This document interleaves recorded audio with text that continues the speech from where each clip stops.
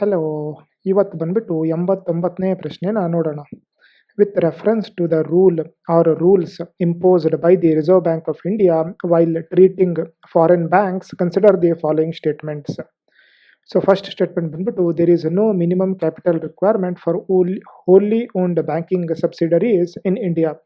Second statement ಬಂದ್ಬಿಟ್ಟು for wholly owned banking subsidiaries in India at least 50% of the board members should be Indian national.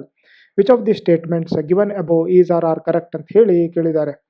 So ಇದು ಬಂದ್ಬಿಟ್ಟು ನಮಗೆ reserve Bank of India ಇವರು ಫಾರಿನ್ನಿಂದ ಯಾವ್ದಾದ್ರು ಬ್ಯಾಂಕ್ಗಳು ಬಂದು ಇಂಡಿಯಾದಲ್ಲಿ ಬ್ಯಾಂಕನ್ನು ಎಸ್ಟಾಬ್ಲಿಷ್ ಮಾಡ್ಬೇಕಂತ ಹೇಳಿದ್ರೆ ಒಂದಿಷ್ಟು ರೂಲ್ಸ್ಗಳನ್ನು ಸೆಟ್ ಮಾಡಿದ್ದಾರೆ. ಸೊ ಆ ರೂಲ್ಸ್ಗಳ ಬಗ್ಗೆ ನಮಗೆ ಕೇಳ್ತಾ ಇದ್ದಾರೆ. ಸೊ ಇದನ್ನ ತಿಳ್ಕೊಳ್ಳೋದ್ರ ಸಲುವಾಗಿ ನಾವು ಒಂದಿಷ್ಟು ಗೈಡ್ಲೈನ್ಸಿಗೆ ಹೋಗೋಣ.